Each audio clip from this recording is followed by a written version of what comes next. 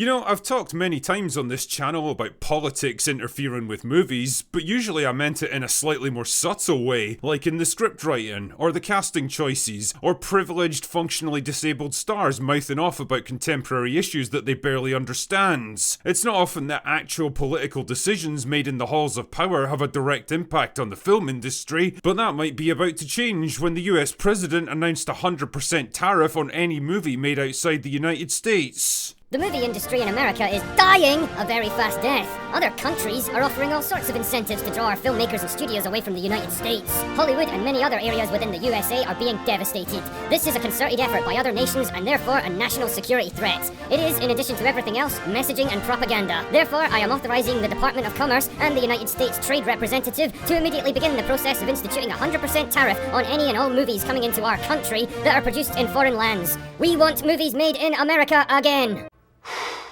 Boy, that escalated quickly.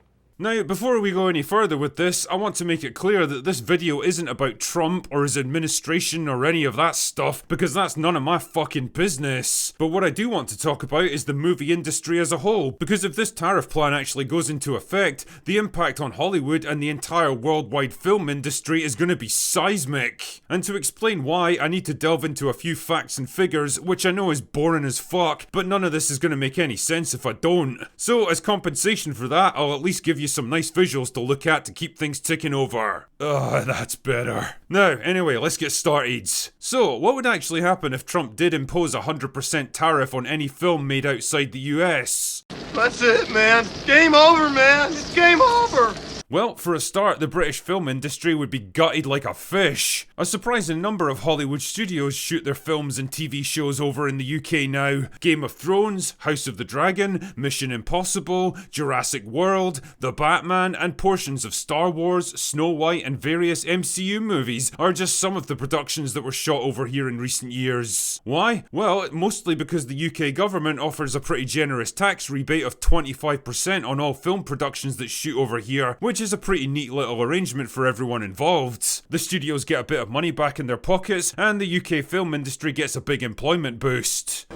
It's a bold strategy, Cotton. Let's see if it pays off for them. But we're not the only ones doing it by a long shot. Canada, Mexico, and various countries across Eastern Europe also offer similar schemes, all trying to entice Hollywood to shoot their next blockbuster over there, with the promise of healthy tax rebates and cheap labour costs. So, everyone's a winner, right?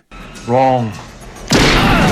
Well, everyone except people working in the American film industry, because suddenly all those big lucrative productions are shooting overseas, effectively undercutting the US job market and putting all those guys in the production side of things out of work. Fuck. And I guess this is what the tariff scheme is trying to address. It's using the threat of tariffs to force a renegotiation of this arrangement and theoretically bring jobs back to the US, particularly in California, where obviously Hollywood is actually based. So it would make a lot more sense to shoot films there. The thing is, California does actually have a tax rebate scheme of its own for film and TV productions. The only problem is that it's 20% instead of 25% offered by the UK, and it's capped within a certain range instead of being unlimited, which is bad news if you're shooting a $300 million movie. In effect, it's always going to be at a disadvantage compared to other countries and even other states like Georgia. Ever wondered why so many film and TV shows seem to be shot in Atlanta these days? Well, that's because Georgia offers a 30% unlimited rebate on everything that gets made there. Pretty tempting, eh? Now, California has a bill under consideration right now to increase their rebate to 35%, but like everything else, it'll likely get tied up in years of legal wrangling and red tape bullshit, and if by some miracle it ever actually passes, it's going to be so watered down and overcomplicated that it'll be practically useless. This new tariff plan is basically a way of forcing their hand, forcing them to push through the new bill as a matter of emergency, because the alternative would be the complete destruction of the film industry. Why? Because film production isn't like manufacturing. It's not like movies are made in some factory in one specific location that can just churn them out day after day, even if it feels like that sometimes. Films draw talent and resources from all over the world to get made, especially big budget Hollywood movies that often shoot in multiple locations. Like, imagine if you're making some new espionage action film and you want to shoot a chase sequence on location in Istanbul, for example. A briefing scene in a skyscraper in London London and a final confrontation in the Swiss Alps. Well, now you've got an international production on your hands, which means the new tariffs now apply to it, and your costs for all of this location shooting just went up by like 100%. Is it even feasible to make a film like that now? Probably not, so it doesn't even go into production. And what about films that hire outside effects companies from other countries? Do they get a tariff slapped on them too? What about foreign actors working in America, or specialist crew members from outside the US? I could go on and on with countless examples, but you get the point here. It's safe to say that tariffs like this are a negotiating tactic rather than a practical measure that will actually get implemented.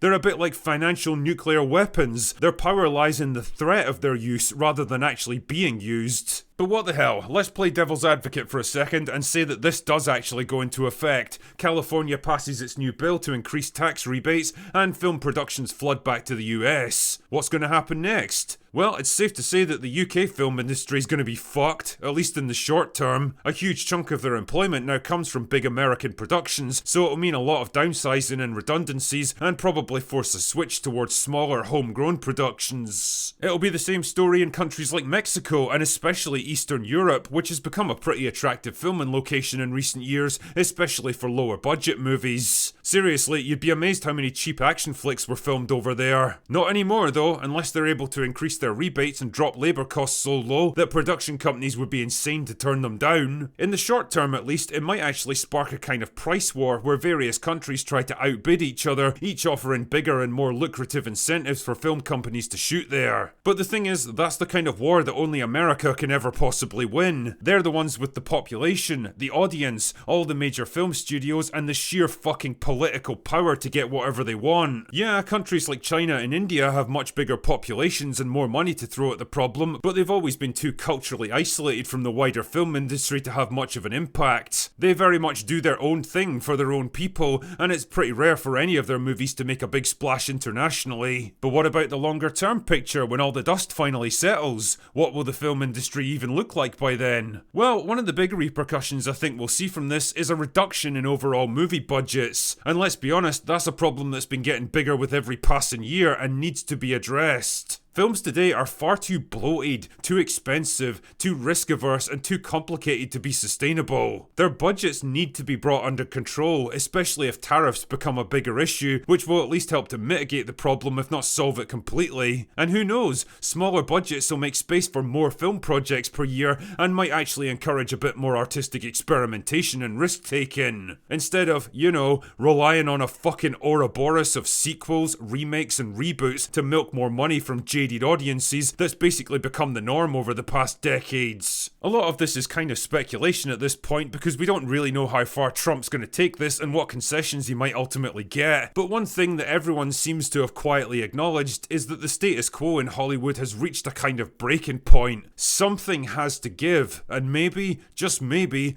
we might end up with a better industry at the end of it all. Anyway, that's all I've got for today. Go away now.